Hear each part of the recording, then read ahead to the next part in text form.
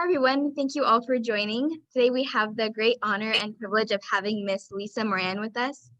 In 2015, at the age of 44, Lisa was active, athletic, and otherwise healthy. And in spite of having no known risk factors for lung cancer, she was diagnosed with terminal, incurable, metastatic stage 4 lung cancer. And she's joining us today with the American Lung Cancer Screening Initiative to share her story. Lisa, thank you so much for your time and willingness to be here with us. Oh, thank you for having me. Awesome. So before we continue, we want to launch a quick poll to get a feel of the audience that we have today. And we have a couple of questions just asking how much you know about lung cancer and lung cancer screening. So I'll launch the poll and give everyone a couple of minutes to fill it out.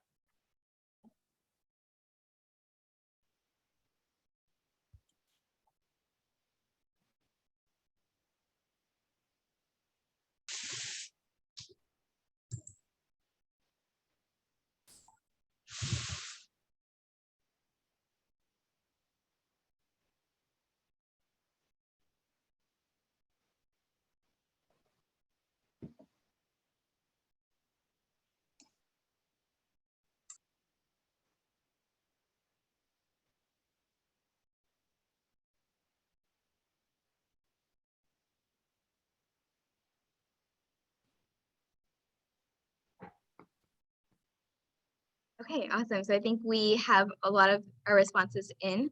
So it looks like a lot of people know, at least have heard about lung cancer and lung cancer screening, which is awesome. And some people know a considerable amount about both. So that's great to hear. And we hope that through this podcast, you might be able to learn a little bit more about both of these topics.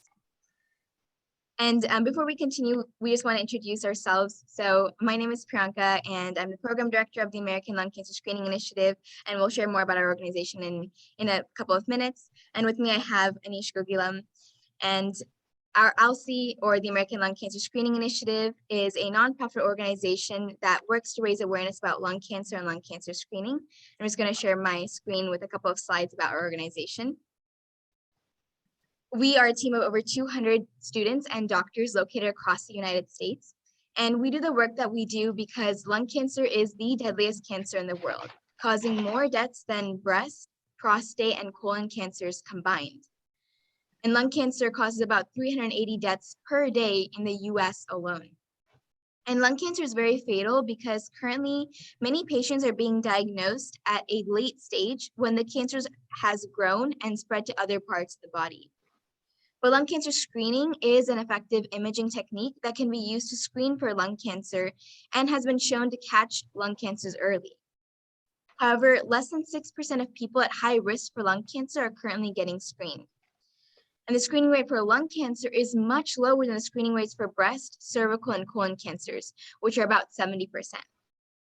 And we believe that educating people about lung cancer and lung cancer screening is one of the most important and effective ways to increase the screening rate for populations that would benefit from lung cancer screening.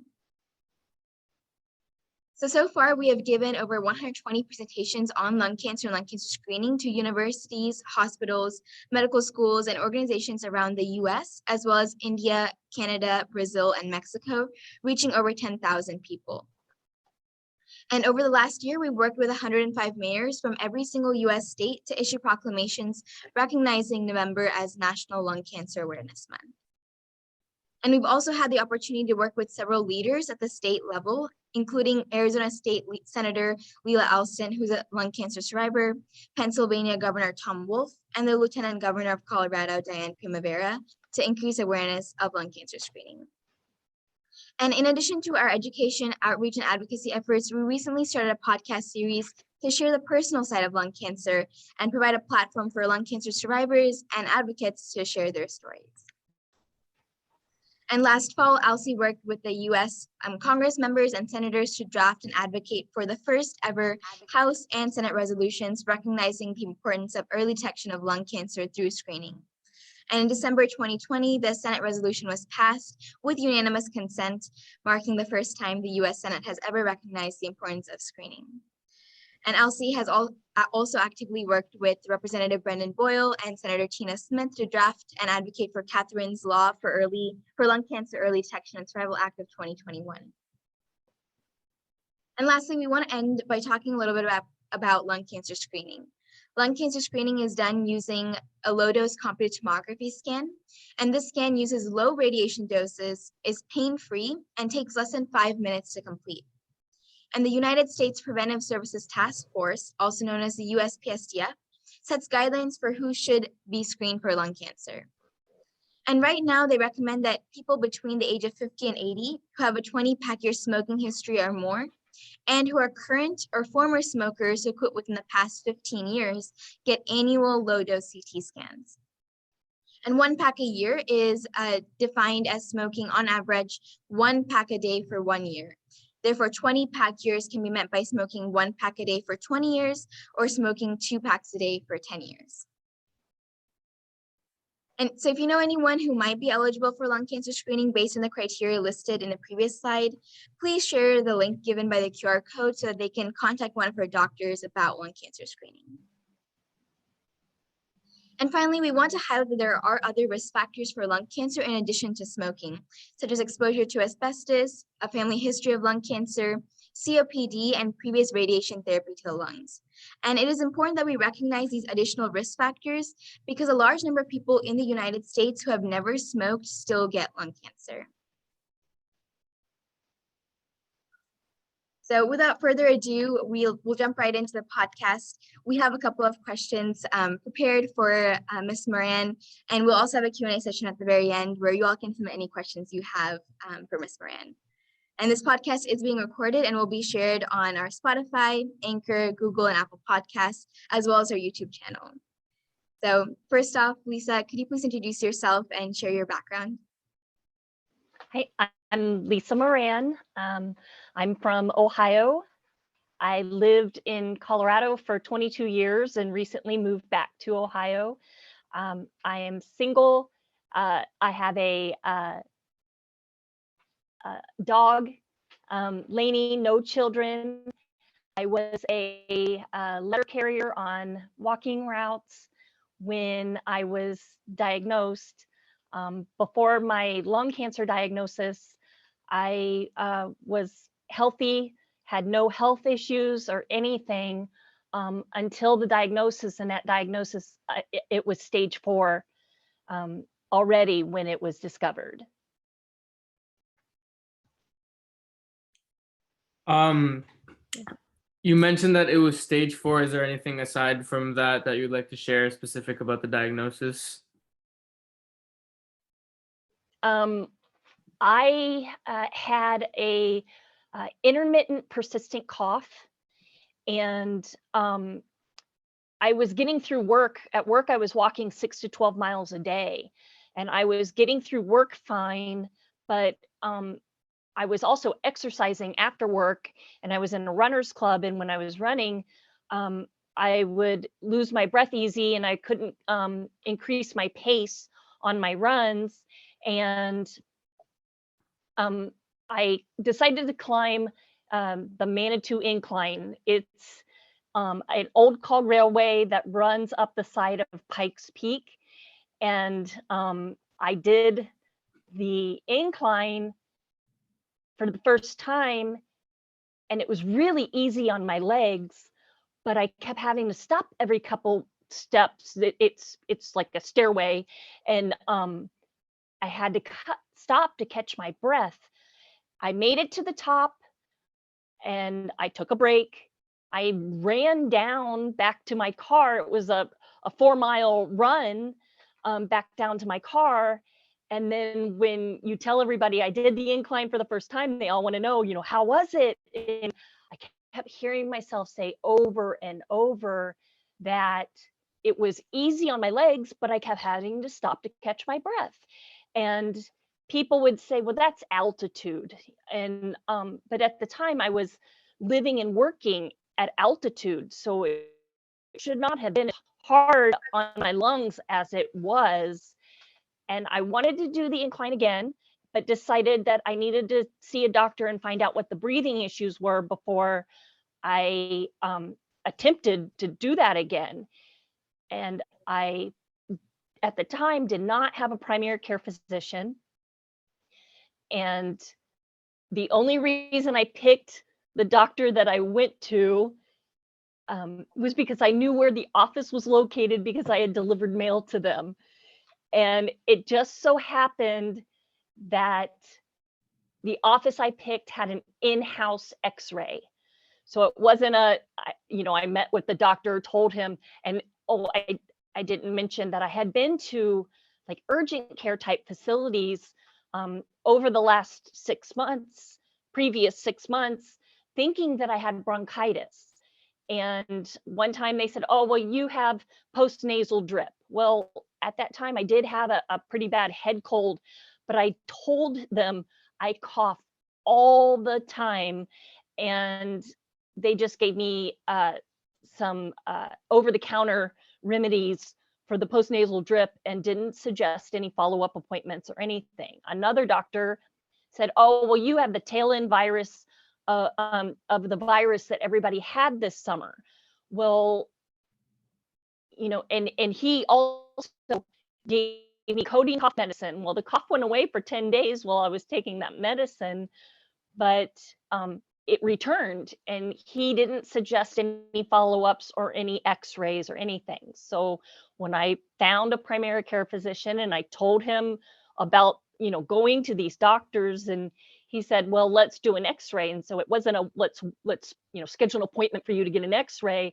We walked down the hall, did an x-ray right there at the appointment, and he showed me and he said, well, we found a large mass in your upper right lobe of your lung.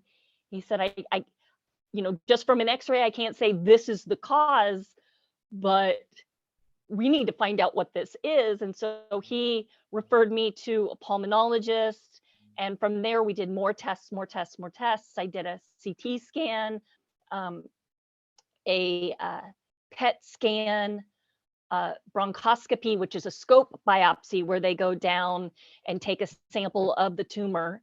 And from there, that went to pathology to find out if it was cancer or not. And it was cancer. And then from there, it went, they did more testing for a biomarker testing, and I tested positive for the EGFR mutation. And so when they do the further testing, the biomarker testing is,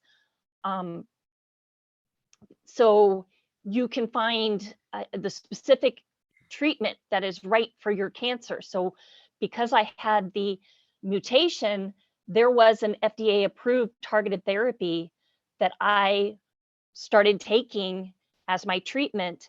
Instead of doing IV chemotherapy, my treatment was a pill that I took once a day. And the pill, it was making I didn't mention that from the further testing, we found out that it had spread throughout both of my lungs and to my spine. And it was clearing up the spots in my lungs. I had also had some radiation to the primary tumor. It was very close to an artery, and they were worried if the tumor would grow. So we did radiation just to shrink that tumor down. And it actually ended up, between radiation and the targeted therapy, the primary tumor disappeared. And so that wasn't our goal. With stage 4, there is no cure. So you're not being treated as trying to cure the cancer. We're trying to stabilize it and control it. And it happened to make that tumor disappear. And I was on that targeted therapy for several months, and I was having very uncommon, painful, untreatable side effects from the pill. And I was, trying to bear with it. And it was difficult to get through work because of the pain. A side effect is a rash, and people describe it as like an acne rash on your face and your neck.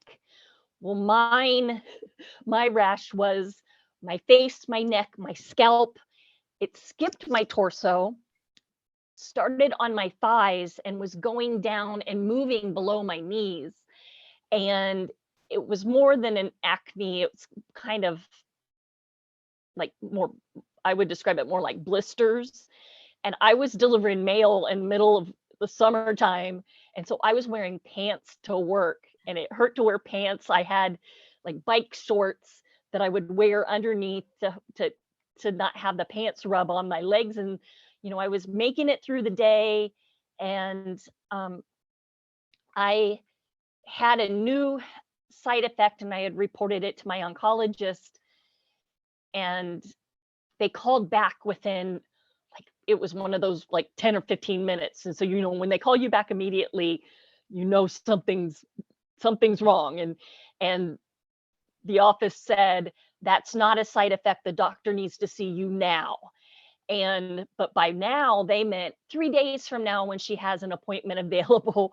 And so for 3 days, me and my family and my friends were all, you know, we were just so worried of what happened with the, you know, what's happening. Is the cancer taking over the body? You know, is it spreading more? And I went to that appointment, and my nurse navigator went to the appointment with me. And the I can't remember if it's a nurse practitioner or a medical assistant came in, and she said, well, good news, it's not a side effect. We just weren't aware of that. And I turned to my nurse navigator and I said, I don't want this doctor anymore. I want to see, and I told her the doctor I wanted to see in Denver. I was living in Colorado Springs at the time, and I had been online and doing my own like research and finding out about my disease, and I had learned about Dr. Camage, and I said, I want to see Dr. Camage. I said I wanted to see Dr. Hirsch. He was at the International Association for the Study of Lung Cancer in Denver. And I said, I want to see Dr. Hirsch. If he doesn't see patients, I want to see who he recommends. And then that afternoon, I got an appointment with Dr. Camage. And I started seeing him and being treated by him. And when I met with him, I said, you know, oh, I'm getting used to the pain, because by that time I was no evidence of disease, which means if a doctor looked at my scans and didn't know my medical history, he would have no idea that I was living with stage 4 lung cancer. But the doctor said, you know, nobody should get used to pain. And he suggested that I switch treatments. But I was scared to switch my treatment because, you know, the first treatment was working, and you don't want to stop a treatment that's working. And he explained it to me that was like so simple and such an easy decision after all he said was, it's like switching from Coke to Pepsi. You know, like, what do I have to lose? You know, I could switch. It's the same type of medicine. It's just different manufacturers. I could switch and still have the side effects, or I could switch and those side effects could go away. And those two medicines were like night and day. I got relief. It took about 6 months for the pain to subside, but the rash eased up and the pain went away. And I, for several months, continued to be no evidence of disease. And I did have cancer progression. There was a new tumor near the primary tumor and then I've had several nodules and tumors throughout my lungs. And I have done radiation treatment to the new tumor. And I had to switch my my targeted therapy when I acquired a second mutation. And I was able to switch to an FDA-approved targeted therapy that targets 2 mutations in one treatment. And that worked for a couple of years. And I had progression again in 2019. And we monitored it, and we did the biomarker testing. I had another bronchoscopy, and a third mutation was found. So I have 3 mutations that are driving the lung cancer. The treatment I'm on right now targets 2 out of the 3. I was waiting through the pandemic. We were waiting for a clinical trial to become available for me that targets all 3 of the mutations. But between that time, I did have to have IV chemo, and the IV chemo damaged my kidneys. And so because my kidneys were damaged so bad that I didn't qualify for the clinical trial. So right now, I'm continuing the targeted therapy for the 2 mutations, and then we're just monitoring, and I'm doing scans every 3 months to see if things are still stable or if there's anything new.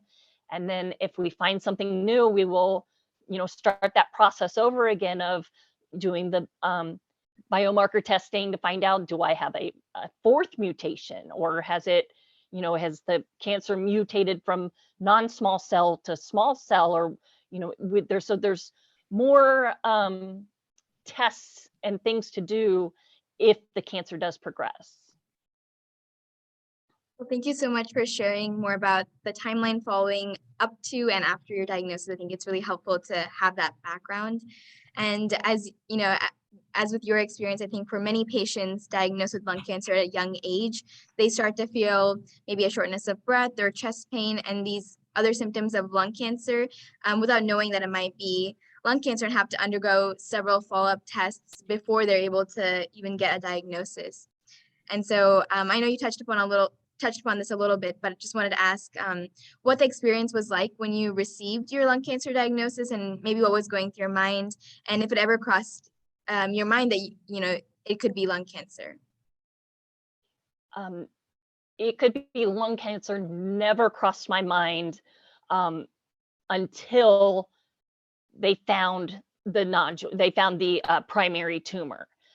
I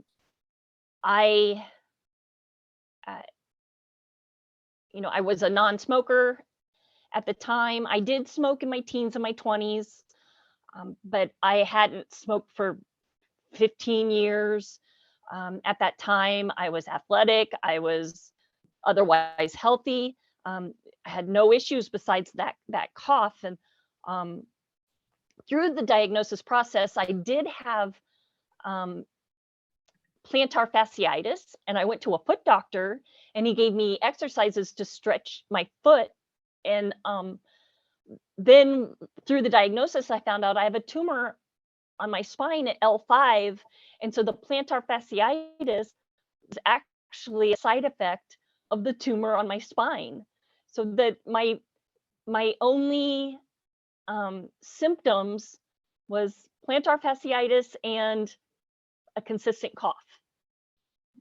So yeah, that's all I had before. When I was a teenager, my mother did have a benign lung tumor. So that's what I was like, oh, well, I inherited this from my mother, whatever she had, now I have it. And, that was but that's, I guess, why I never thought lung cancer, because I knew somebody that had a tumor in their lung that was not cancer. So I was more leaning towards that. And so through the diagnosis process, I never, it just, I don't know, it's kind of weird. It's like, you can't process that. You can't imagine that. How, when I did get the adenocarcinoma diagnosis, one of my first questions I asked was, how did I get lung cancer? And, the answer is, researchers don't know. They are able to identify these gene mutations, but they're still doing research and trying to find out what is causing the gene mutations. And because my lungs were, besides all the nodules and the tumor in my lungs were healthy. And my doctor said something, oh, well, your lungs are healthy. I'm like, well, I kind of laughed at that appointment because, oh, besides all that cancer in my lungs, they're healthy. But it was, I didn't have like damage from smoking when I was a teenager. So the thought of cancer just never crossed my mind. And through the diagnosis process, it's, well, you have a mass. Okay, I can deal with that. And then they said, well, it's cancer. And I was like, okay, I can deal with that. And then, more tests. And they're like, it's stage 4, incurable, and terminal. And then you're just, you get stopped in your tracks. And I think it helped that I was just so ignorant about anything medical. I was like a medical phobic. I still had my wisdom teeth. I never got my tonsils out. I didn't go to the doctor unless, I did go to my annual appointments at the gynecologist, but other than that, I never went to a doctor. I didn't do wellness exams. But looking back, even if I did, and I've heard other stories where lung cancer is not on anybody's radar. So when you're young and healthy and complaining about this cough, cancer's on the last thing on your list. And actually, sometimes, most of the time, cancer is the last thing on the doctor's list too, when they're trying to decide what is going on and what is causing this. So, that's a big, like when you hit a wall where, lung cancer needs to be on everyone's radar. And if we, I do advocacy and I share my story so I can hope that down the line when somebody realizes, my coworker coughs a lot, and they like say something, say, you know what, maybe you should get that checked out, and not let it go, even though it's just this annoying cough that you have, it could be something major. And, if it was on everybody's radar, maybe I would have gone to the doctor sooner, even though I was still getting about my day and I was fine. Maybe I would have gotten it checked out sooner. We all know to get a mammogram. We all know to, get whatever tests when you need to, but nobody talks about lung health and what we should do and what we should know. So I think you bring up such an important point because, like you mentioned, people know to get mammograms after a certain age, and for a lot of these other cancers, people are aware about screening for some of the other common cancers. But for lung cancer, I think there exists such a strong correlation between smoking and lung cancer that individuals who don't smoke and who are maybe young don't think about getting lung cancer or even the possibility of being diagnosed with it. And so I think it's not only among patients, but also among doctors, because we recently were just talking to another patient and she said that she eventually was diagnosed with lung cancer, but her doctor gave her a list of different tests that they were going to ask her to undergo in order to figure out what the diagnosis might be. And a CT scan was at the very bottom of the list. And she just ended up by chance asking the doctor, what is at the bottom of the list. And that's how she found out that was, the last thing that they were going to test her for, because she was a never smoker. And I think it's just so important to spread the message that, anyone with lungs can get lung cancer, not only heavy smokers. And exactly. Yeah.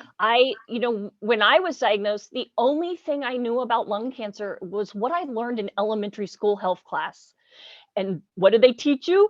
If you smoke, you get lung cancer. If you don't, you don't. Well, they need to start changing that and making people aware of, family history and radon and other causes of lung cancer.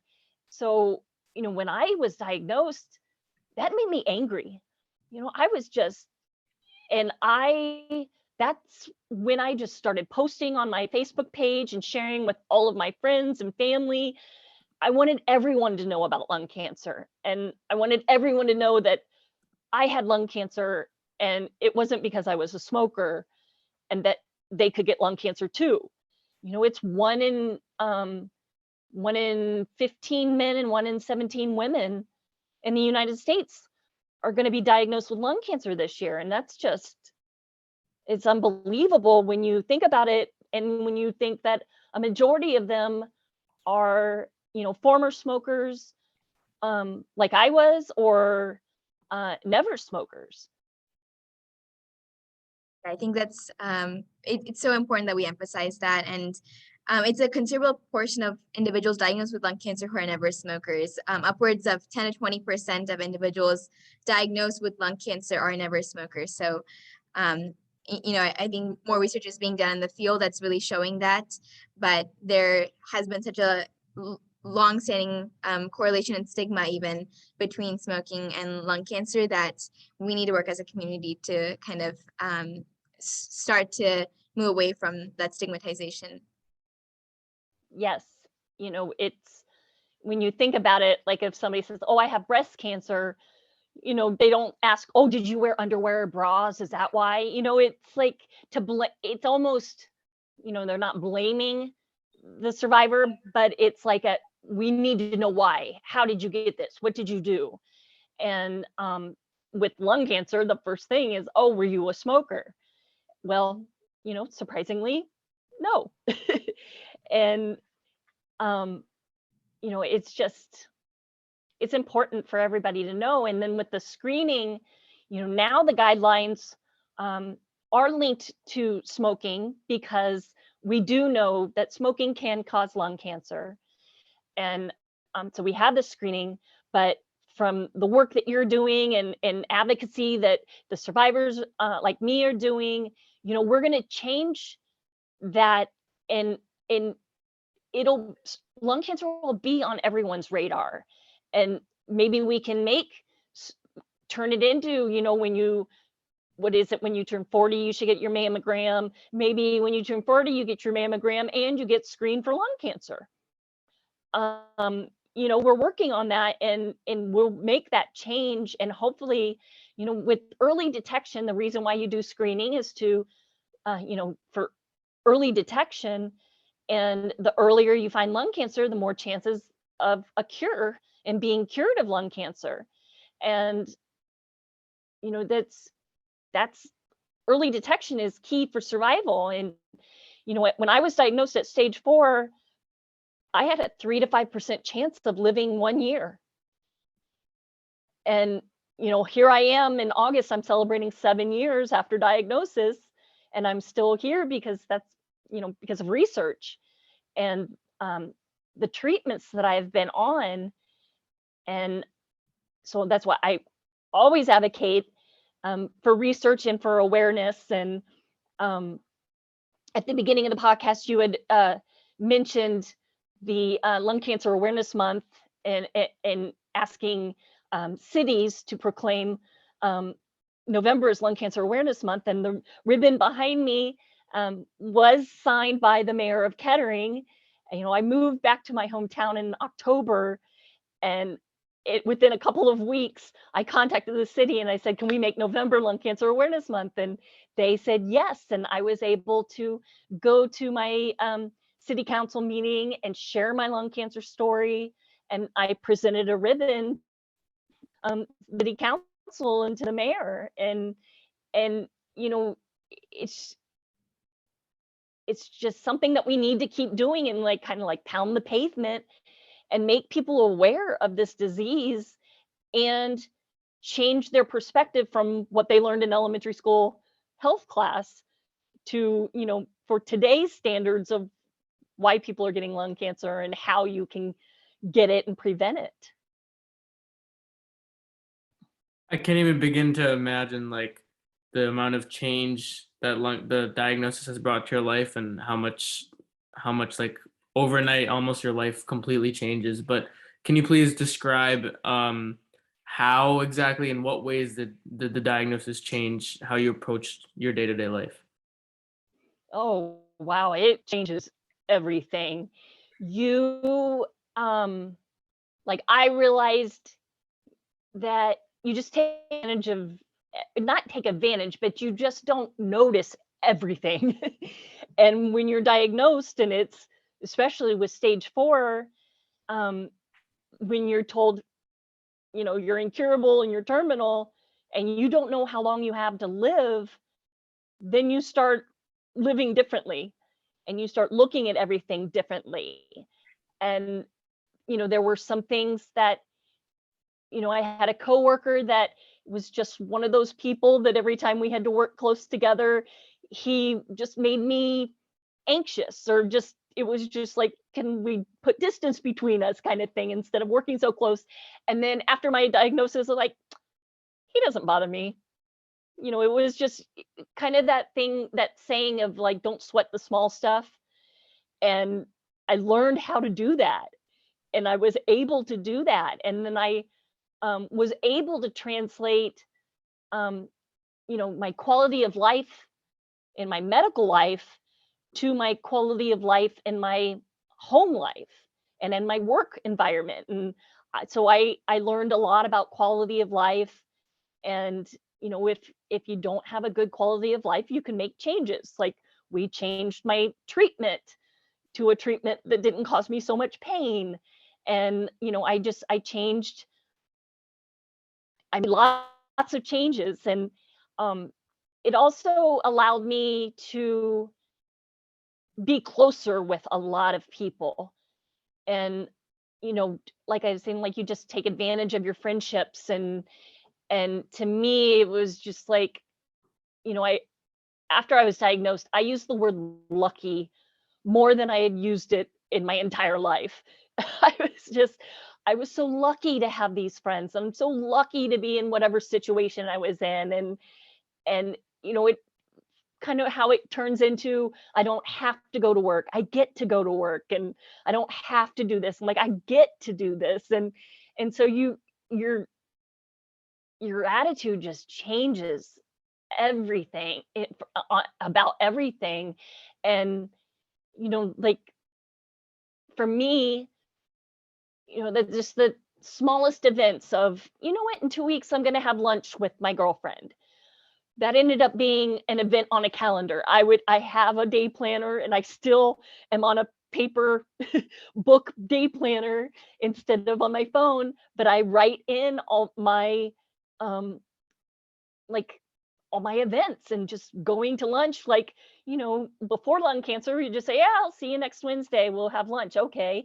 And it's no big deal. Well, now when I get to do that, it's on the calendar, and it's an event, and I want to take pictures, and I want to, it's almost like, I got all these like bonus days. And when I get to do opportunities like that, it's like, I don't know, it's like a bonus, it's just extra. And I get to enjoy them and appreciate them much, much more than I was able to before my lung cancer diagnosis. That's really inspiring to hear. And I think, you know, a lot of us, we take a lot for granted, and life is oftentimes just run, run, run, striving and planning for the next thing. And sometimes we forget to just enjoy the present moment, be grateful for everything that we have. So yeah, thank you for bringing that up. And a question that we get from a lot of patients is, patients diagnosed with any condition is, how do I choose the right care team, the right treatment plan, and ensure the proper diagnosis? So we just wanted to ask what your experience was like, and if you have any advice for others. My advice would be, if at all possible, um, get treated at a large university hospital, or uh,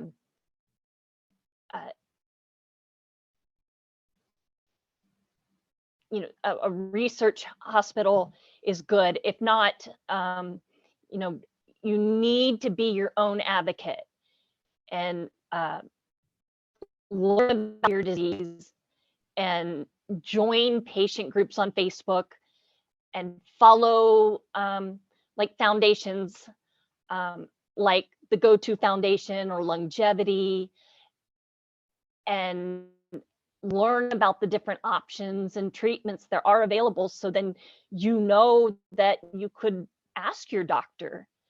And another thing that's very important, that people don't realize, like I did, like you can fire your oncologist if you're not happy with the treatment you're getting, or like in my case, I had gone to the local cancer center and they just assigned me to a general oncologist that wasn't familiar with lung cancer or the treatment that I was on.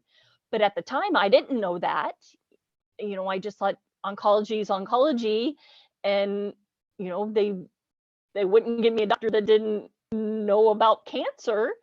And but she didn't specialize in thoracic oncology, so if at all possible, be treated by a thoracic oncologist. um, and know that if you're not jiving with your care team, and you know, or their goals aren't your goals, you can fire your doctor if you want to, and get a new doctor.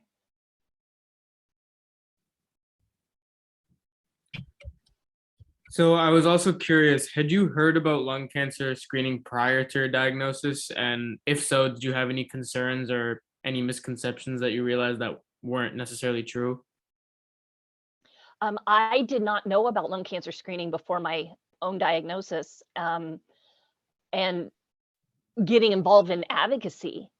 I don't know if it wasn't for advocacy, I don't know if I would have known about lung cancer screening. You know, my misperception was, if you smoke, you get cancer, lung cancer. And so I mean, lung cancer screening, I had mentioned earlier, it's so important. You know, once it's found and if it's detected early, it's more chances for a cure. So it's very, very important. And if somebody does qualify, they need to be screened and get a low dose CT scan, and find out, you know, if there's something that they need to monitor, or if it's something that they need to treat right away. But you know, if you do qualify, you really should get screened for lung cancer. And the qualifications are 20 packs a year smoker. And I'm trying to remember, over the age is 50 to 80, I believe. Yes. Yes, okay. And even if you're not a current smoker, you can still get scanned if you quit within I think it's 15 years. Yeah, good. And so if you quit smoking 15 years ago and you're between 50 and 80, you need to go get a low dose CT scan and get scanned for lung cancer, screened for lung cancer. Great, thank you. And near the beginning of the podcast, you mentioned some of the difficult times during and after your diagnosis, with the rash and things like that. So I just wanted to ask, you know, what strategies did you use to get through those particularly difficult times? Oh, leaning on friends and family. And I did see a social worker at the cancer center for years, until they changed the program where you could only see a social worker for a certain amount of appointments. But I would go to those appointments with my day planner, and I would go through the previous 2 weeks, and I would tell her, this is what I did since the last time I saw you. And then we would, you know, have the appointment. And at the end of the appointment, I would say, this is what I have coming up. And I would always look at that calendar. And so I always had something to look forward to. And I would share that with her. And so, you know, having, I don't know, I guess that changed perspective of life, you know, it, I'm pretty sure it's not common for people to do that. Many people do the exact opposite. Oh, my life is over. And, there have been times over the years where, because of my health and because of lung cancer, I've gotten to some dark times, but, and you have, like today is a good example. Today is, tomorrow is my scan day. So every 3 months. And so it's called scanxiety. It's anxiety about your scan. So I have scanxiety, and, even though I'm, 99% sure that it's going to be a stable scan just like before, but there's that little bit that always nags at you of getting nervous about your scans. And so that's when I um, always keep myself busy before scans. I used to just purposely plan stuff before scans to keep my mind off of it. And but today, since I got to get up early in the morning, and it's like at the end of my day here in Ohio, and so I'm starting to think about tomorrow, and you get scanxiety about that. And I think I caught myself. I said I was single at the beginning. I'm not saying I'm not married. I have a boyfriend. So, I lean on him. I lean on my family, and, and just try to keep busy and find something on my calendar to look forward to, and start planning ahead. We really admire your efforts in the lung cancer community, and we just wanted to ask if you can describe some of the things that you're currently doing for the lung cancer community. I know you have a really active social media page, so if you could talk more about that, that would be great. Thank you.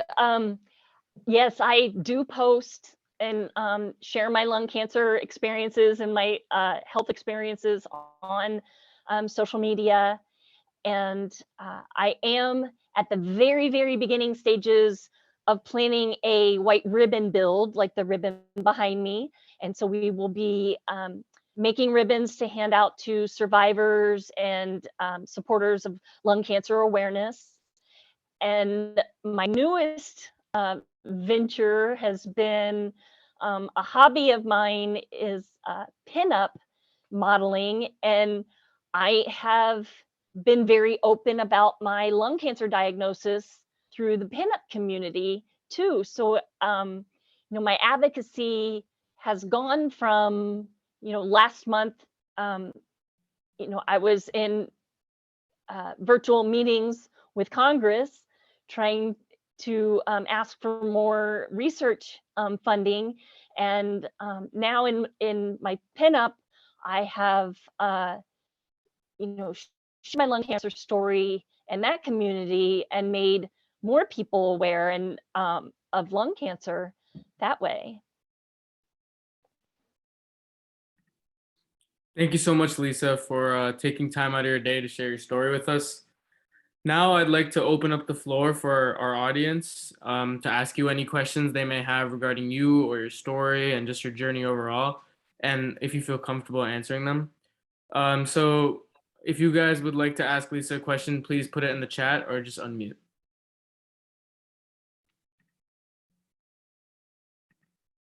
Not all at once. I have a question that I received. The question asks, Lisa, what are the current challenges that the lung cancer community faces? The current challenges are just the lack of education, the lack of knowledge about lung cancer. It's hard to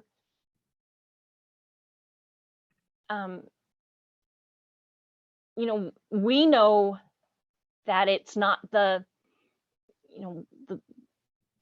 smoker's disease that we were taught, it's been American Lung Association, American Cancer Society has been, teaching we can prevent lung cancer if you don't smoke. Well, we can prevent lung cancer if we detect it early, or if we find ways, that are find the ways that are causing lung cancer. So, that's a boundary, is trying to, educate and make people aware of lung cancer. And so, with, going to Congress and asking for the research funding, it's not only asking for the increased funding, it's educating them about my disease and about lung cancer, and sharing our stories. And so they can, everybody has a concept of, what a lung cancer patient should look like. And, with the treatments we have today, not all of us are on IV chemo and losing our hair, and we're not weak. We're not current smokers. And so it's just, that's the major boundary, is needing to educate people about the disease and making sure it's on everyone's radar. So I received a question from the audience. What advice do you have for someone who's newly diagnosed with lung cancer? Take it day by day, test by test, and educate yourself about your disease. Like I said, like find a support group. I know in-person support groups are kind of shorthanded these days, but if you're able to find one, or go online and join like the groups on Facebook, or there's other sites that have support groups for lung cancer. And to find them, you just go onto Facebook and you can search lung cancer, or whatever type of lung cancer. You can search small cell lung cancer or non-small cell lung cancer, or like for me, EGFR. You can put in your gene mutation and search for groups and join groups. And the best part about like the Facebook groups is, when you're newly diagnosed, you don't want to share your story. You just want to kind of, you're just learning about it and it's new to you. So you don't feel like you have a story to share or anything. And I do want to tell somebody newly diagnosed, that is your story. Your story is you're newly diagnosed. And, I've been telling my story for 7 years, and it did take me probably 2 years to be able to share my story without crying. And I would just get so emotional about it and think about how lucky I was that, everything fell into place of, I was lucky to have a gene mutation. I was lucky to have the oncologist available in Denver. And everything was, just so, I was just so lucky for everything but on Facebook, you can join a group and you can read other people's, questions or their concerns and the answers, and you don't have to share. You can learn about your own disease and learn about, if you're suffering, you're newly diagnosed, you're on a treatment and you've got a side effect, you can, you could read through the question and read through the posts and find somebody else has the same issue that you're having. And for me, that's where I learned about different remedies for things. And so if I had an odd side effect happening or something new, I could go on to a group and say, hey, has anybody else had this and what did you do?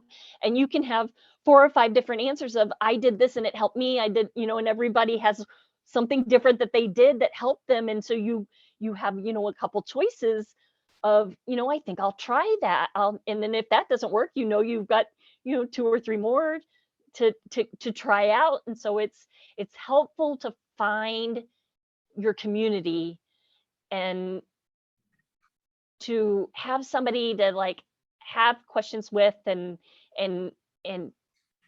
just to feel closer to, and like you're not alone. You know, I've said before, if it wasn't for the internet, lung cancer would be a very, very lonely place. And, you know, I have friends from all over the world because of lung cancer support groups on Facebook. And, you know, that it's very important, even if you don't think it's for you, give it a shot and check it out, because you never know, it might be your thing. Yeah, well, thank you so much for sharing about the support groups. I think a lot of patients find it really helpful, and it can be really intimidating to join one and be vulnerable like that. But for a lot of patients, I think it really helps to talk with individuals who understand maybe better what they're going through. Yes. And then I have one more question that I received. The person asks, when I read about lung cancer, the stats and numbers are really scary. How did you keep up hope when the future is uncertain? That, you know what, those are statistics. The numbers are old, and you know, the survival rates have been, you know, have improved drastically in 7 years. They could always be better, but you know, I just, even though I was, you know, online, I was meeting people that were diagnosed at the same time as me, like the same age range, and we had the exact same mutation, and we're on the same treatment. And you know, the reality is, treatment works for some people and it doesn't for others. And so when I would hear that somebody passed away, and I just have to tell myself and remind myself, that's not me. You know, that, you know, everybody's cancer is different, even though we all have the same gene mutation or the same type of lung cancer. Everybody's situation is different, and every body reacts differently to the treatments. And so that was just like it's not easy to separate yourself from others, and but it's just the easiest way to deal with it. Thank you so much, Lisa, for your willingness to share your story. It's obviously very helpful for the whole audience, including me and Priyanka, to listen to your story and really take away some key points. And we truly, truly appreciate the work that you're doing to help raise awareness about lung cancer. We'd also like to take time to thank the audience for joining our podcast. Please keep an eye out for our upcoming podcasts and events, which we'll list on our website, which I posted in the chat earlier, www.alci.org. We also encourage you to join our monthly newsletter, where we share updates on a couple of upcoming projects within our organization. And if you'd like to be added to the mailing list, we'll put a Google form in the chat, so please fill that out. And additionally, before we end this, we'd like to offer a brochure highlighting some key information about lung cancer and lung cancer screening. If you find this helpful or know of anyone that may find it useful, the information is right there in the brochure, so feel free to share it. And yeah, thank you again, Lisa. It was great talking to you, and have a great day, everyone. Thank you for having me. Thank you. Thanks so much, everyone.